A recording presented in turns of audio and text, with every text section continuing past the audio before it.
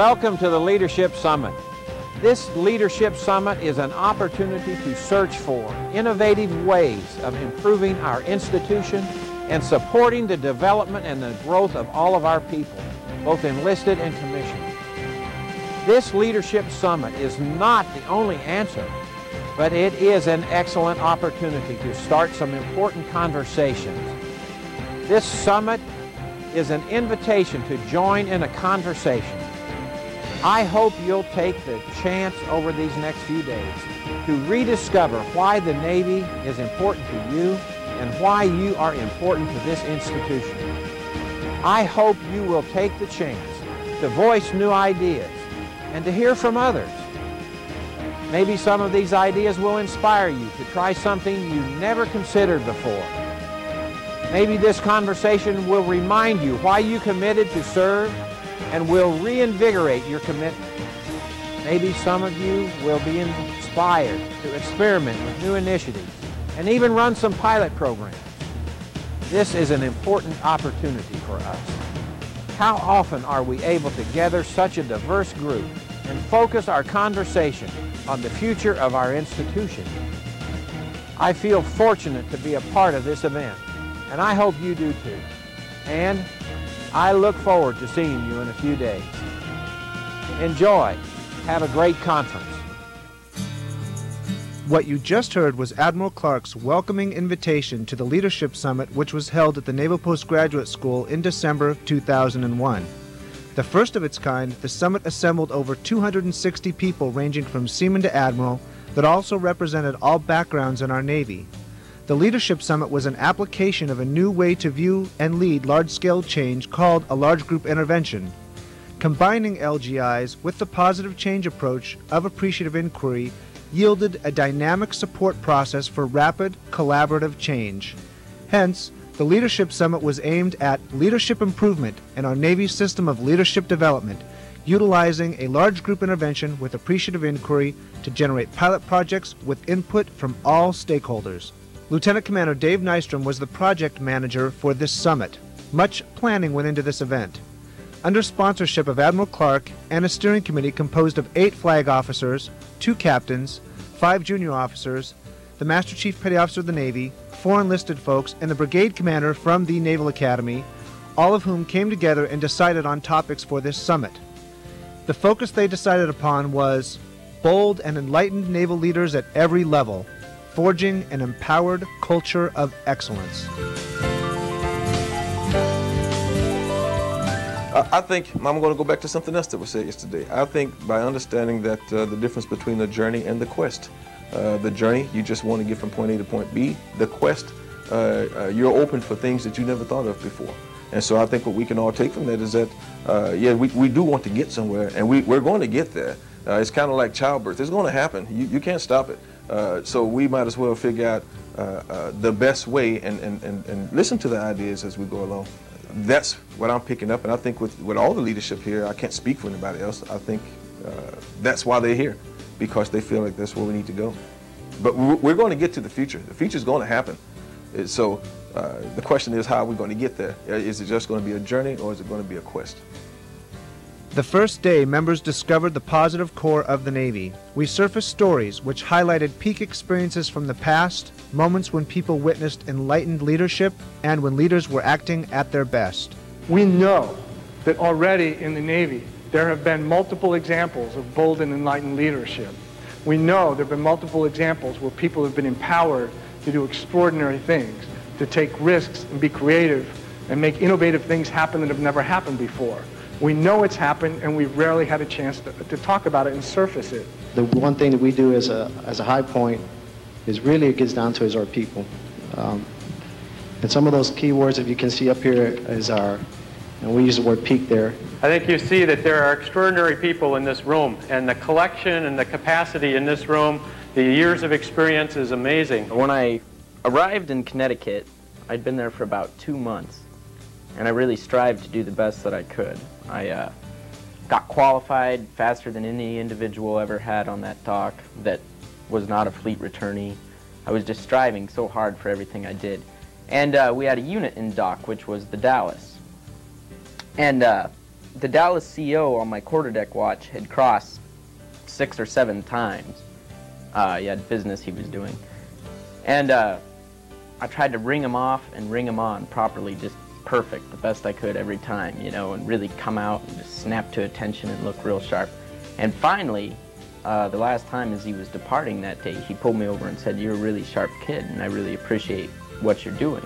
That made me feel good, but then furthermore, which I didn't know that he did, was that evening, he was so excited about my performance, he drove to my CO's house and talked to him face to face and told him I met this kid, Fireman Apprentice Turgeson, and he was just doing an outstanding job on the quarterdeck.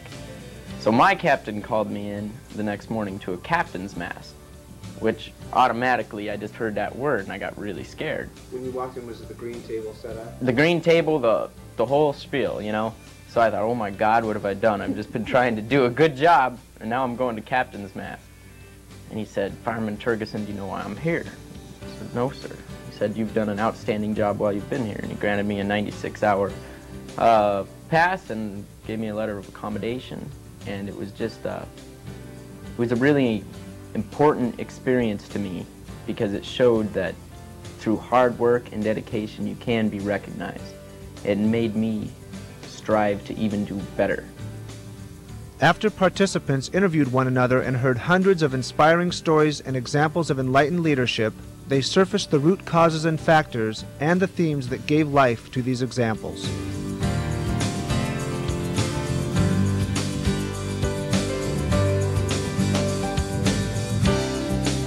The self-fulfilling prophecy, when you tell people that they're going to do well, they turn out to do well.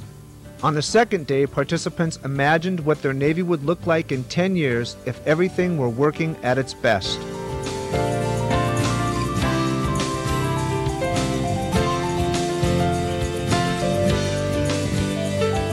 The courage that a lot of people have had to come forward with some pretty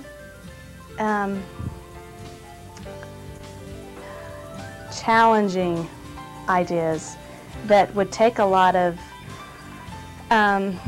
courage to implement, because it would mean change, and it would mean maybe doing away with some of the things that we've done for so long and throwing away maybe some history that's there, because it would benefit the better of the Navy. Groups presented their visions of what an ideal Navy would look like in 10 years, one that supported the best contributions of all members. Okay, good afternoon. I'm Diane Flyers of CNN, and I'm here today on board USS Clark with Ensign John Chambers III. We're here to discuss life in one of the most exclusive and elite services on the planet.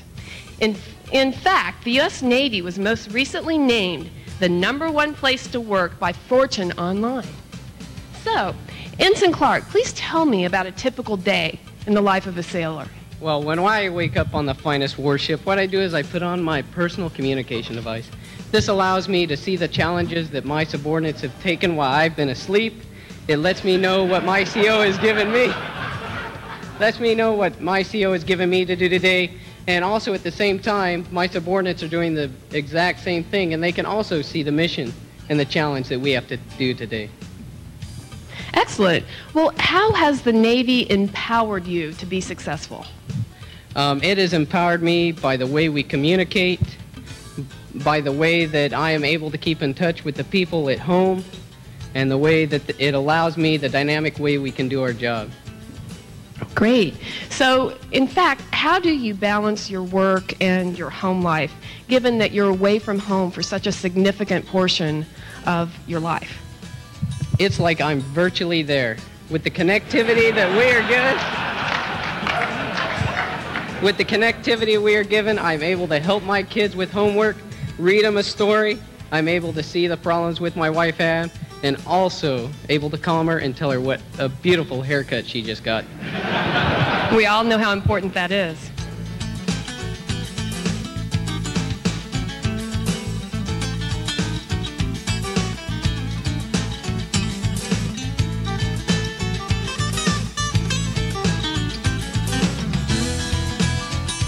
I first joined the Navy, I was an MS, and my story revolves around a young sailor getting in trouble, which that young sailor was me. And I didn't quite see the light, didn't like the Navy very much at all. And the predetermined destiny that I was doomed to failure was what I was living. I had been told that I would never succeed, and this is where I ended up at. So after my second time going to captain's mast, I had told a lie all the way up the chain of command. And you know how, as you go through captain's mast and you tell a lie, the CO already has an ideal of what you're going to say.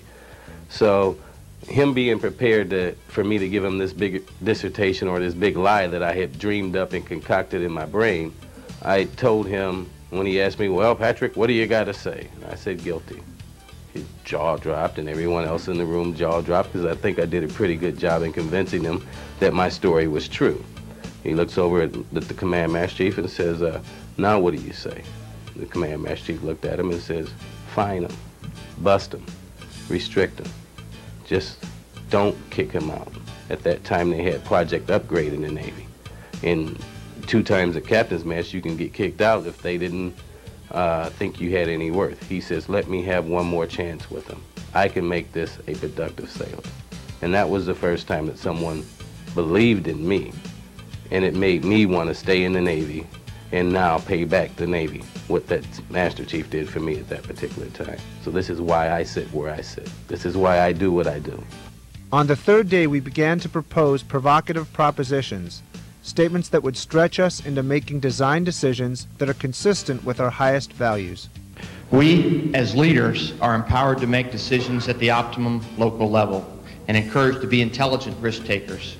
We are taught how to make decisions and are provided the training, resources, and authority for the task.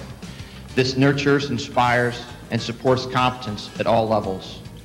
Every action taken develops leadership, and furthers mission accomplishment.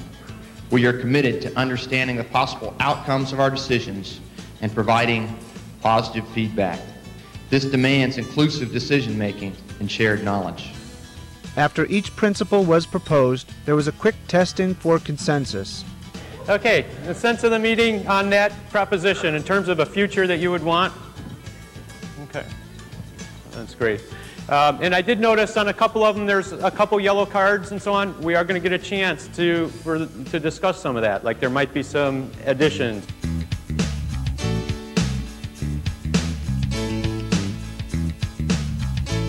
I am absolutely delighted that this body of folks are marching along the direction that Task Force Excel and the folks that have teamed with Task Force Excel are going. Creating a learning organization and developing agile learners at every level.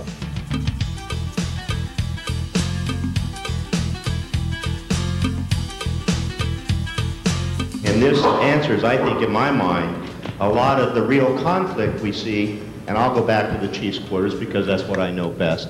Conflict within the Chief's quarters between people that seem to get it about how to lead people today, and those that still just think there's something wrong with the people coming in the Navy.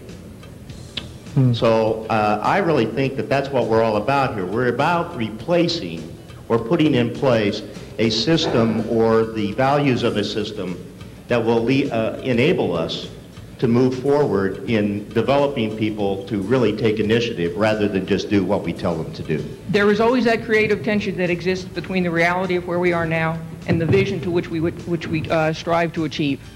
And that creative tension is what can give us the energy, the excitement, the focus, the ability to make the change. What we have to make sure of is that that creative tension allows us to bring the reality forward, not the vision down closer to the reality.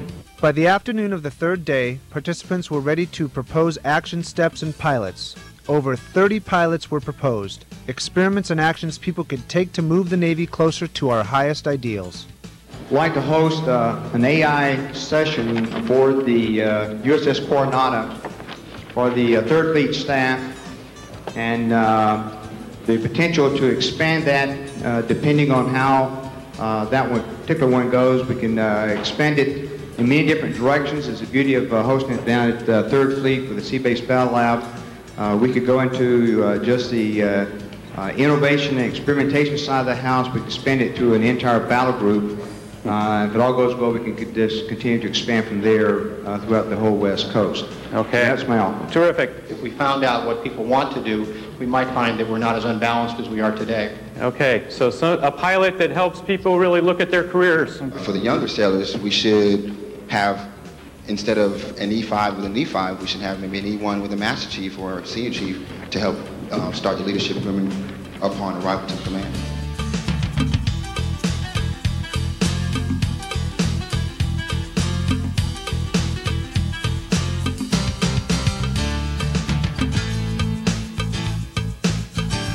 Our pilot is the Leadership Development Portal pilot. The purpose of this pilot is twofold as we see it. The first is to provide an interactive website to share leadership experiences. We think that within 30 days that we can have a website that would have a chat room, it would have a posting site where if you wanted to post snippets about some good leadership experiences in your unit, we could do that. And I don't know if we could do it within 30 days, but very shortly after that we would like to have small video capability that would show a live interaction story of a good leadership at the deck plate level. I'm not talking about the CNO every month. I'm talking about things that happen in your unit down with third-class petty officers, first-class petty officers, the folks who really run the Navy. It's clear from the quality of the pilot's great ideas that continuing the momentum started by the Leadership Summit is in great hands, our hands. One of the aspects of continuing that momentum is to establish an organization, we'll call it a Center for Command or Leadership Excellence. We'll probably keep it here at Monterey, at least during a transitional time.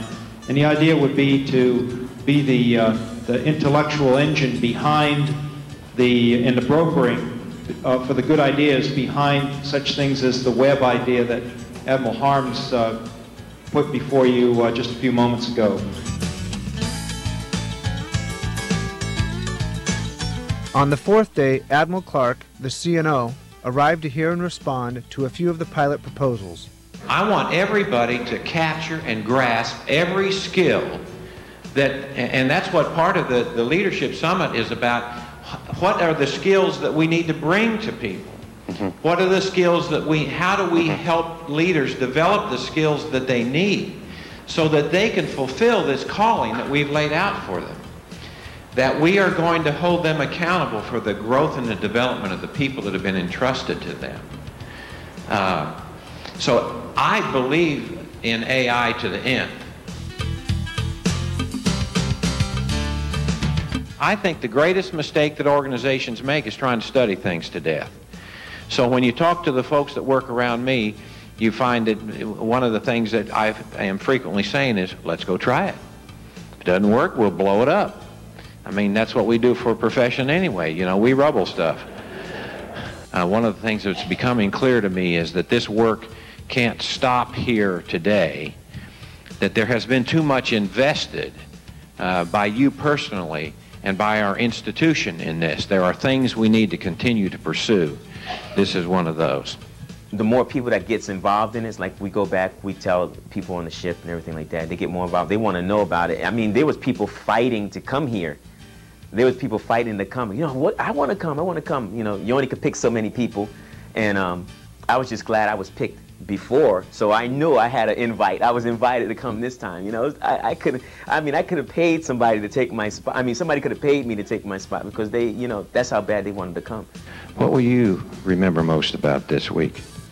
I think, sir, that even though I feel, and the Navy seems to have affirmed to me that I'm a good leader, that there's still so much more that I can learn. And even though I'm in a constantly learning mode, that there are things outside of myself I need to be reaching for, and the primary part of that are the people that work for me.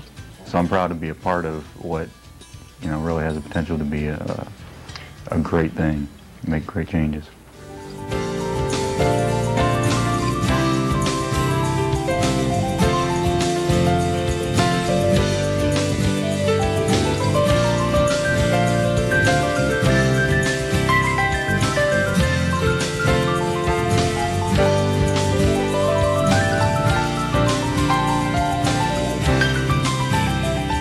We are are going to equip and empower and enable people.